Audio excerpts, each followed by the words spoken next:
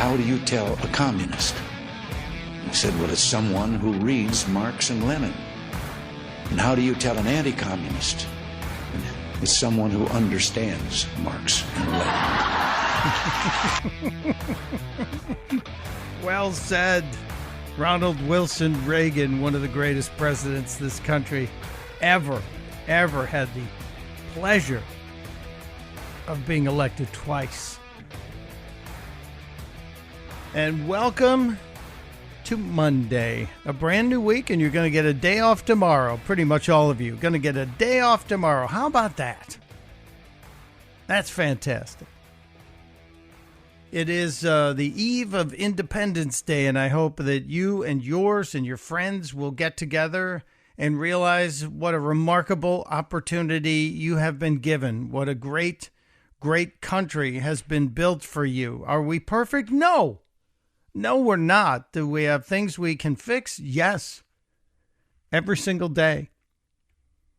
But on this eve of the signing of the Declaration of Independence, you got to remember just how many people around the world would trade places with you. It's probably in the 98, 99%.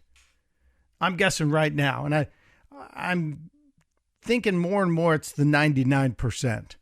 Because if you go around the world, it's no secret that this is the last best place on earth. In spite of all the progressives, in spite of all the crazy people out there on the Democrat side of things. A couple of issues I want to get to before we get into what Mr. Trump did and said this weekend. The former president was at a couple of huge events. And one of you seems to be upset with me when I call Donald Trump Mr. Trump. I do call him the former president. I call him Mr. Trump, the ex-president Trump. There is no disrespect meant. I think we only have one president at a time. And even though there are days I wake up and I think we don't even have a president, there is only one president at a time. Might be being controlled by Barack Obama or Valerie Jarrett or a host of other people. But there's only one president. And Donald Trump did a great job, in my opinion.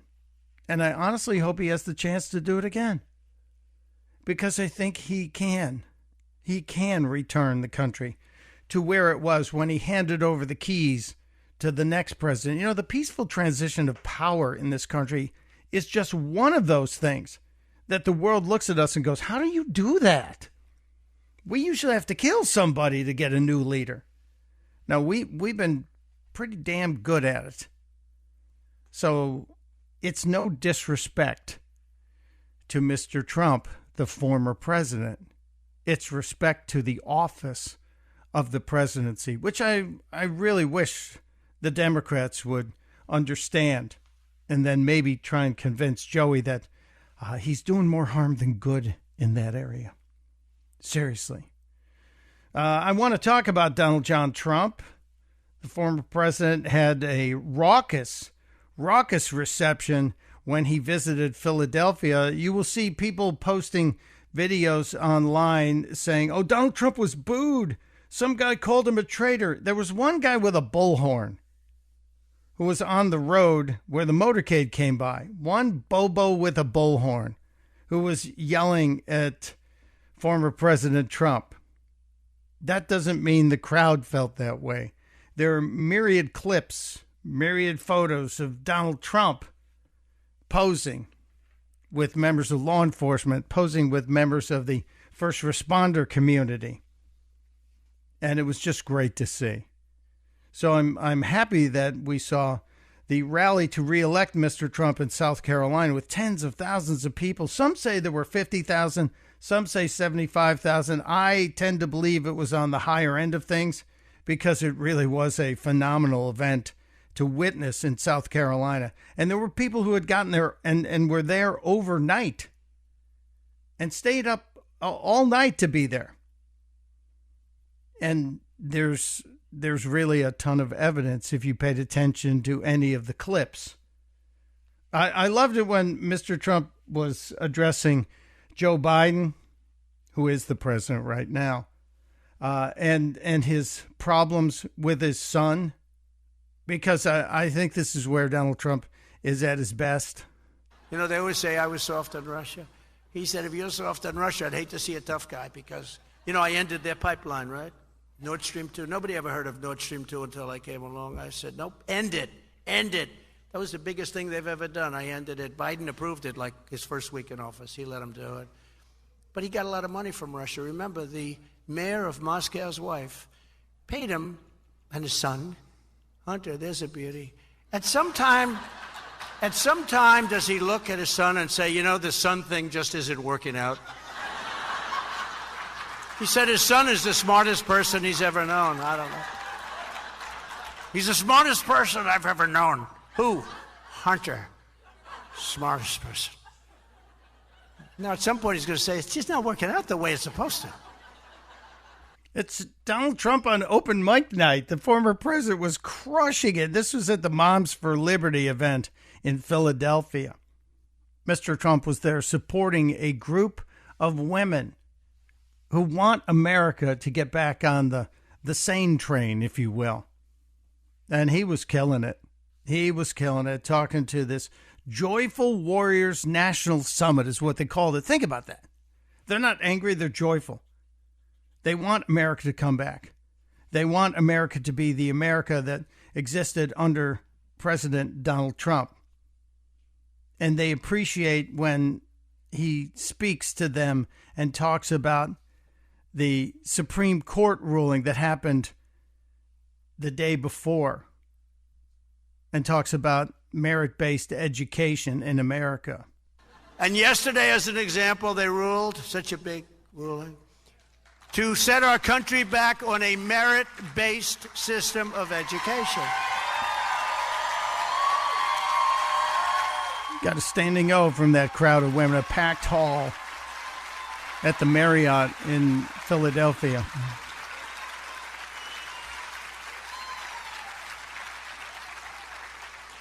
You mean that we'll have report cards again? I don't know, maybe some of you do this, but how about these schools where you don't get marks? The kids come in, oh, how you doing in school? I don't know. Are you a good student? Yeah, I guess so. How do they compare you with the other students? I don't know, they don't give us any marks. We just sit there. We finished. Does anybody in this room have that system? I don't think so.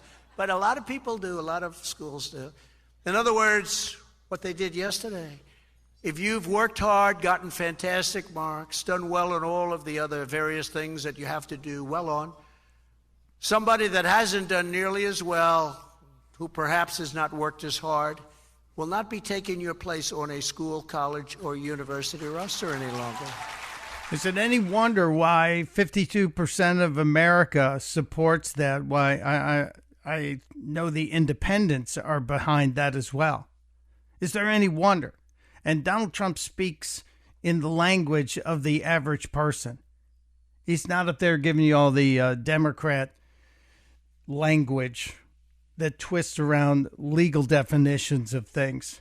Donald Trump talked about his record as president, what he did to get us to those three great Supreme Court justices and the decisions they gave us, the decisions that made history this past week. Formed the federal judiciary, appointing nearly 300 justices and judges, and three great Supreme Court justices to interpret the law and Constitution as written. And that troubles the left to no end. The decisions this past week are so troubling to the left that they are out there talking about how the court now needs to be reformed. This was something we heard about a year and a half ago when the left started saying, well, we got to change the court. We have to pack the court. AOC pretty much declared war on the Supreme Court this weekend when she was bouncing around the Sunday shows. Frankly, that we really need to be having conversations about judicial review as a check on the courts as well. There also must be impeachment on the table. We have a broad level of tools to deal with misconduct, overreach, and abuse of power. Remember, when a finger points at you, they are pointing three back at themselves. And they just don't seem to understand what they're always telling us.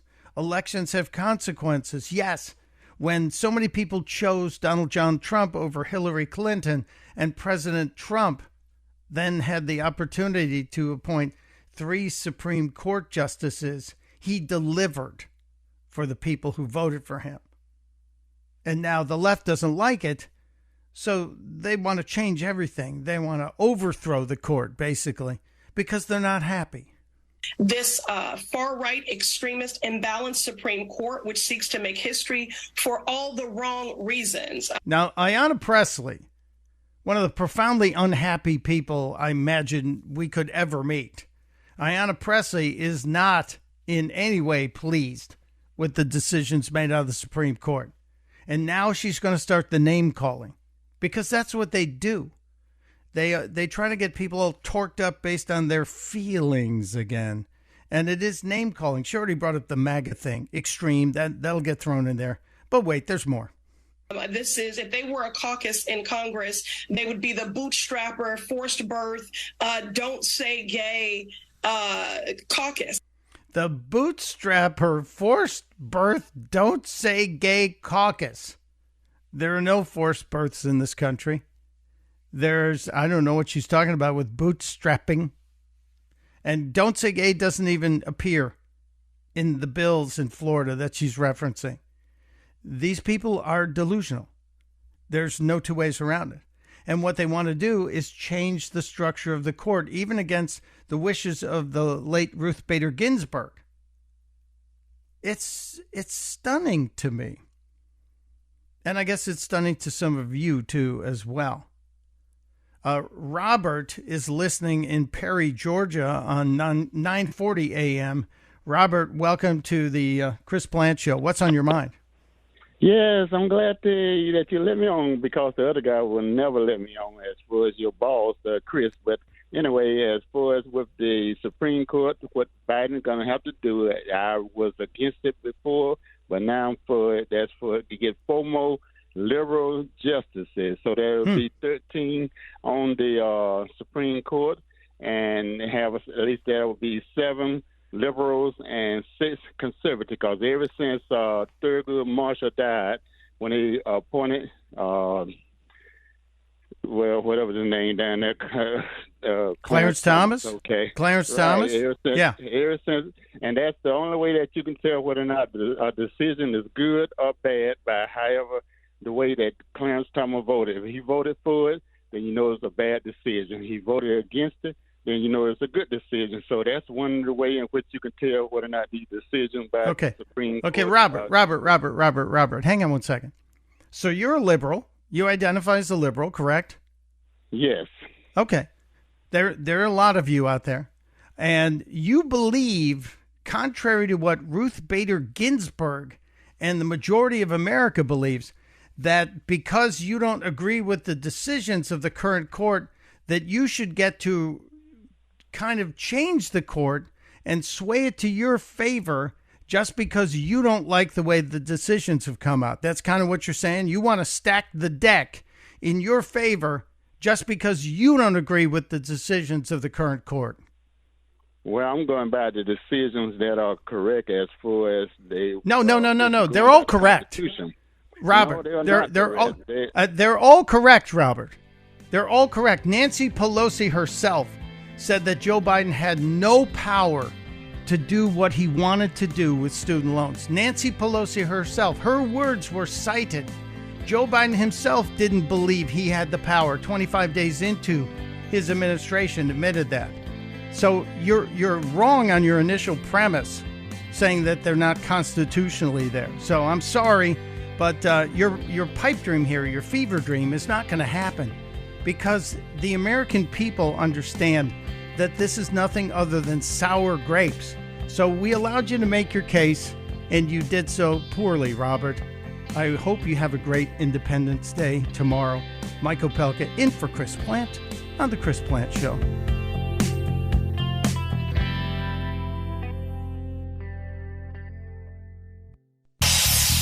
Hey, Chris here with some exciting news. Now you can listen to me live on the WMAL app.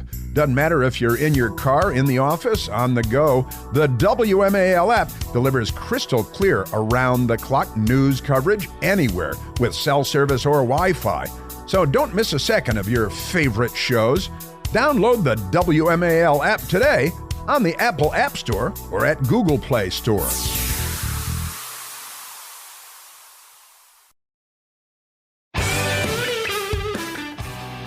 Welcome back to the Chris Plant Show. It is Monday, Independence Day Eve. Mike Opelka, my name. I've been here filling in for Chris while he's on holiday. He returns after the holiday. Thank you for hanging out with us. I'll get back to some of the phone issues. I just saw this. I had to talk about it. Chris Christie must think The Sopranos was real. I'm just throwing that out there. The former governor, failed presidential candidate who wants to once again try and run, and he's openly telling us he's doing this just because he wants to prevent Donald Trump from becoming president again. And Christie is now throwing out personal attacks on the former president and his family and going after Jared Kushner. And it's like, you know, you got to go after Kushner in order to, you think, kill Donald Trump's chances of becoming president again. I don't think so. It really is not The Sopranos. Christie said he wouldn't vote if Donald Trump becomes the GOP nominee. He will not vote. I am not going to vote. And he's also said that both Donald Trump and Joe Biden are too old. Too old. So are they past their expiration date? Is that what Don the Lemon would have told us? Is that the reality here? Is Chris Christie now an ageist? Well, I agree with him on Joe Biden, but that's more about cognitive skills than chronological age. We look at people who are 80 years old. Harrison Ford seems to be doing just a hell of a job acting, even though I didn't rush out to go see the movie this week, and he's 80, Biden's 80. Which one do you think has more neurons kicking around upstairs? So I do think there is a cognitive problem that should disqualify Joe Biden from running again, but definitely not from Donald John Trump. All you had to do was watch Mr. Trump at the rally in South Carolina this week, and not just the rally with the Moms for Liberty. Donald Trump in South Carolina, stunning. The ones that are partially running our government, we got to get them the hell out too. I will immediately sign a new executive order to cut federal funding for any school pushing critical race theory, transgender insanity, and any other inappropriate racial, sexual, or political content to our children. Yeah, he gets it, and he can speak off the cuff, as well as read a teleprompter without reading the directions, saying, end of quote, that Joe Biden frequently does. Yeah, I think that Chris Christie definitely has it wrong, and it's all about anger for him. It's all about anger. And again, with all due respect to the former governor, The Sopranos was not real. It was just a dumb TV show. And I know to all of you who idolize The Sopranos, you're getting upset with me. But it truly was just a dumb TV show. This is real life. This is our country. All right, we've got about a half hour left. When we get back, we'll hit the phones. We'll hit some of the hot topics. It's Mike Opelka in for Chris Plant on The Chris Plant Show.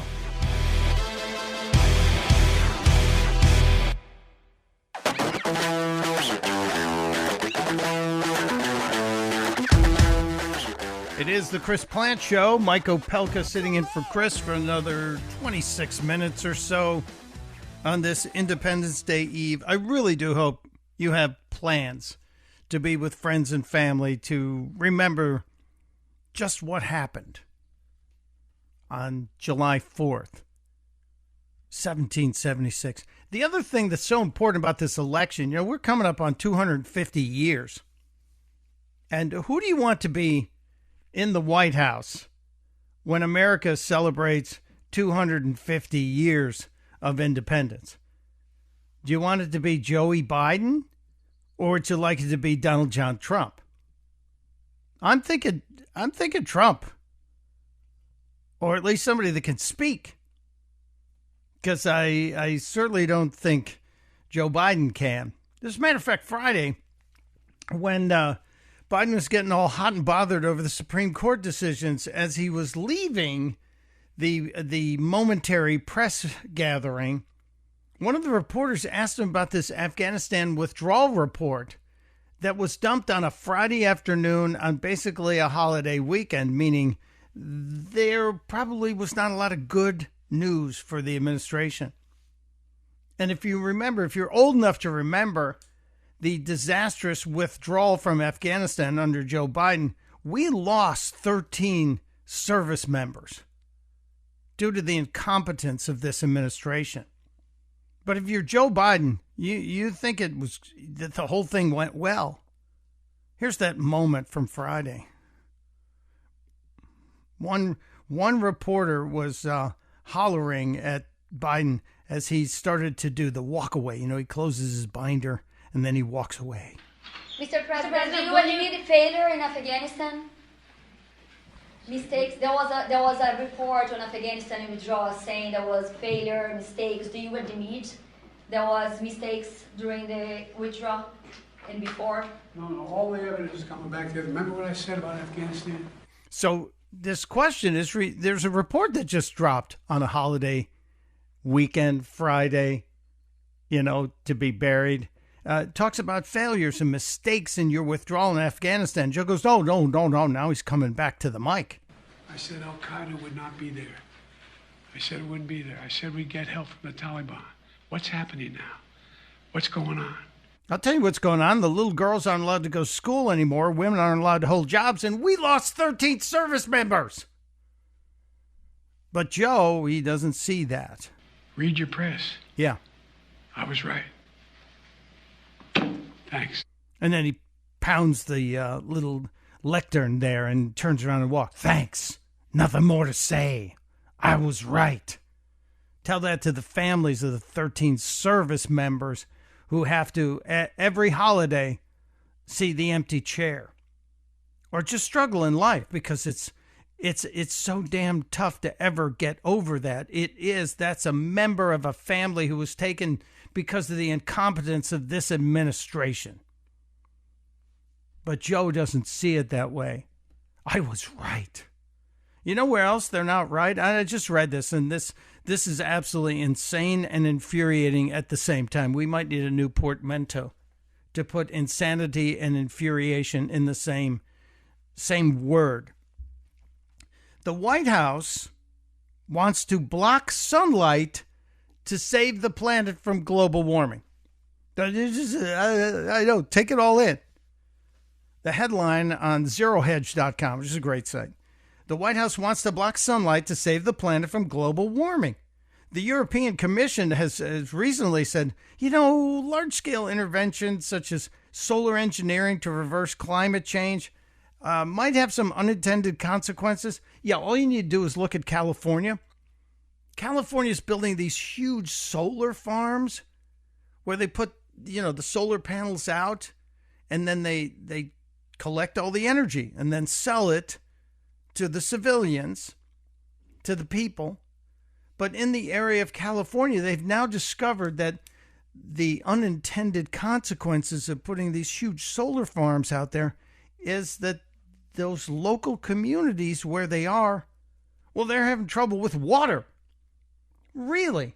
And why are they having trouble with water? Because California said, if you're going to build solar farms, we're mad that the dust is going to be kicked up from the construction. So you have to be constantly pumping water to keep the dust down. And where does that water come from? It comes from the local communities that were using it to, live, bathe, drink, grow stuff.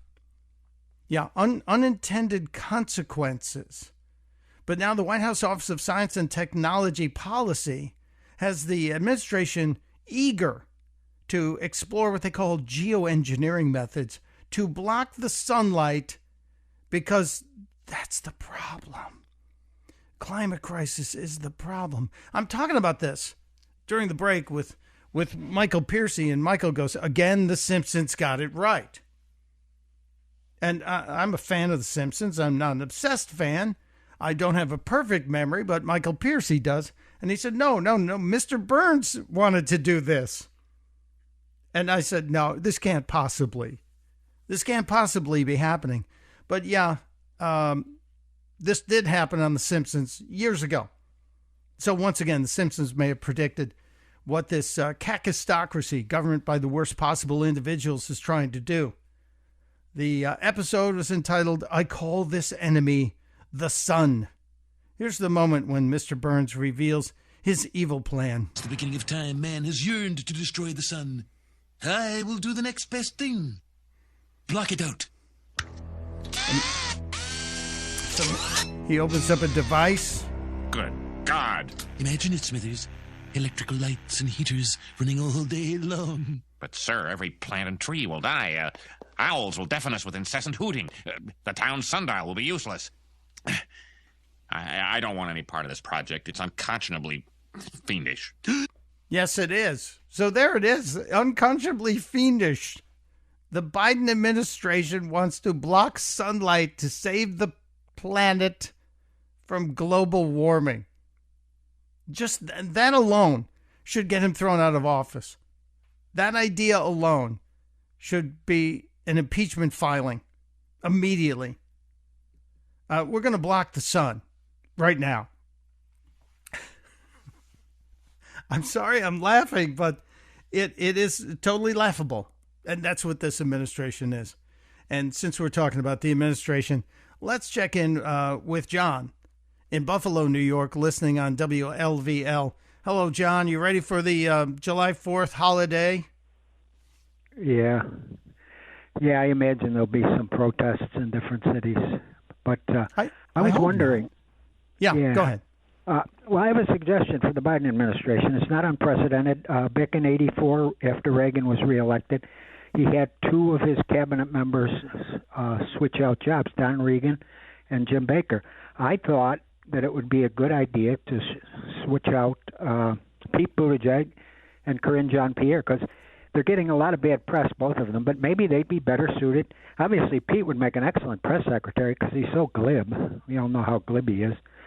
And Karine Jean-Pierre, while she doesn't know much, I don't imagine, about transportation, she probably doesn't know any less than Pete, right? What do you think of that? You think that's a yeah? I mean, well, now, John, you've offered up a unique situation here. Let's investigate it quickly here. Pete Buttigieg, and maybe switching places with Karine Jean-Pierre. She knows nothing, I believe, about transportation.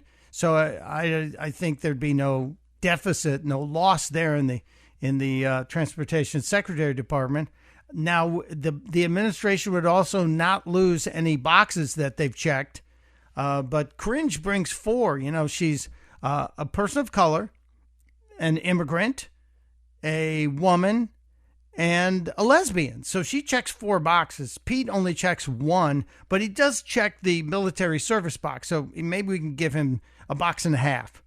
But that's an interesting swap. I think they're probably more focused on how to deal with Kamala if Joe has to leave, because that's the biggest problem I believe this administration would have. Should Joe Biden not be able to make it across the finish line, and I'm one of the people who said I don't think he will. I'm one of the people who thinks that Joe Biden is definitely not going to be the nominee when it comes time for the Democrats to put somebody on the ballot.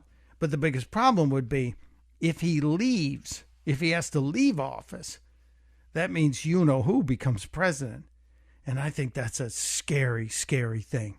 Even though we have checks and balances, that kind of moron in the president's office is even scarier than Joe. And I don't know if it's going to happen. Interesting thought.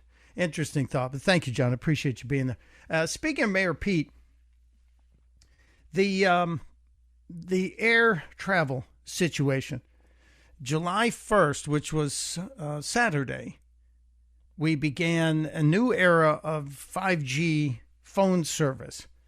And the phone companies who provide 5G signals were allowed to turn up the power on all the antennas near airports. For years, they've been told they couldn't do that because the 5G signal interfered with the altimeters on most of the planes.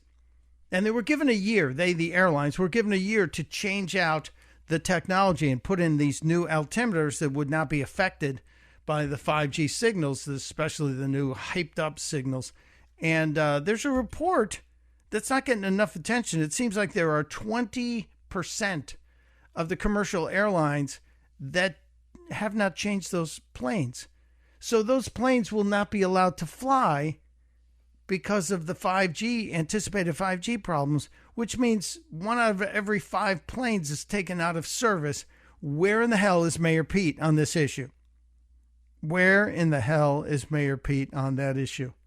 Just throwing that out there. Just kind of speculating right there. Let's jump into a topic we've been talking about throughout the morning today, the affirmative action ruling. Thomas is listening in Minneapolis, Minnesota on 1570 AM. Hello, Thomas. Welcome to the Chris Plant Show. Hey, good morning. How are you? I'm good, and I'm glad you're here. What's on your mind? Well, okay, I'm seeing a lot of these posts that those that want affirmative action say Thomas is a product of it, and they say, therefore, his decision on the court is hypocrisy and he should be canceled. So are they acknowledging affirmative action results in unqualified getting unduly elevated? But if affirmative action continues, wouldn't that just keep happening? Yeah, well, first of all, you point out the flat-out hypocrisy of the left. They have been railing against Clarence Thomas for months now, trying to get him out. They've been trying to come up with these trumped-up charges saying that he's unethical, saying that his decisions are wrong on every level. And then they say he's gotten in there because of affirmative action, and they want affirmative action to stay, even though the guy that they claim got the benefit of affirmative action is unqualified for the job he has. So they are either supporting having unqualified people in the highest positions of government, or they're just angry. And I prefer to think they're just angry. So it proves this insanity that this affirmative action policy is giving them what they don't want, but they say they want it. So how can you have both? I mean, they want it. They want it both ways. That's the way it works. You know, that's exactly the way it works. They're children. And because this is so ridiculous and it can't really be explained, I'll just say, why don't people understand that judicial review is the prerogative of the Supreme Court only, and they don't make laws. They just say whether the law was followed or not. So if somebody doesn't like their decision, go to the Congress and make a new law. Wait a minute. Are you saying these people think that the judges should be making law, and it's like, excuse me, don't they understand that that's the legislature's only the prerogative of the legislature? I mean, no, they don't. They don't even understand how our government is set up for the people to maintain the control and tell our government what they can do. It's not for somebody to come in and say, oh, there's a right to privacy. Oh, there's a right to, racial profiling. If that's how you feel, bother your legislature to make a law, and then the court will have to follow the law. It follows the same thinking, Thomas, when we go to taxes and all the hubris of the left saying the rich have to pay their fair share. For every Democrat member of Congress who says that the millionaires and billionaires aren't paying their fair share, gee, who makes those pesky tax laws? If there only were some job in Washington, D.C., where part of the job description would be, oh, you write the tax law. Oh, wait, that's ours. Here's a thought. Every elected member of Congress, at least newly elected, must sit through all of the Schoolhouse Rock tapes and learn how the government operates. Thank you so much, Thomas. Appreciate you. It's Mike Opelka in for Chris Plant on The Chris Plant Show.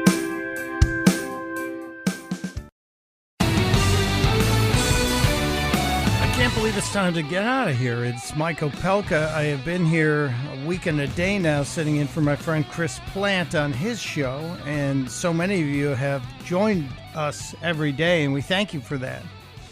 We have tried to hold up the fine standards. Chris will return to his chair, his mic, and be here after the holiday.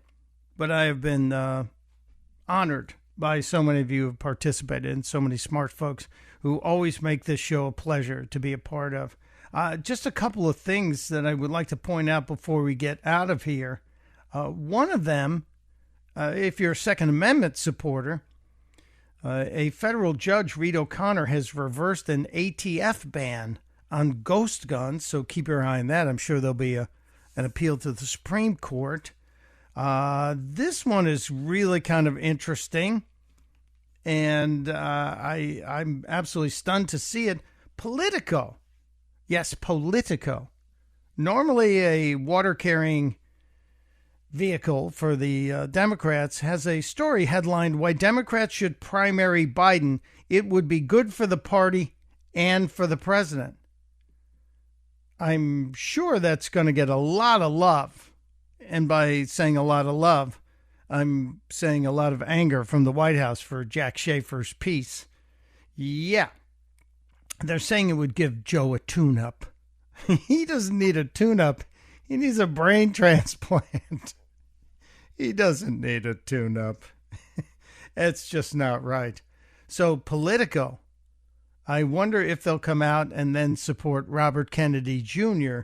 debating Joe Biden, which I would pay good money for that. And more good news, the Republican-controlled House, and PJ Media has this story today, the Republican-controlled House is moving to defund the World Health Organization. Now, we always talk about how the House has the power of the purse. They do. Do they always use it? Well, they need to, more often than not. But the document just released by the House of Representatives Committee on Appropriations has proposed the national budget for the fiscal year 2024 prohibits funds for other controversial organizations and programs such as the World Health Organization and the Gender Equality and Equity Action Fund. Yeah, that's a little bit of common sense there, isn't it? Let's stop funding global organizations that have nothing good in their plans for America. Nice to see green shoots of sanity coming out of Washington, D.C. All your work electing Republicans is starting to yield good results. Make sure you celebrate your country. Make sure you're thankful. Till next time, testudo, my friends. Testudo.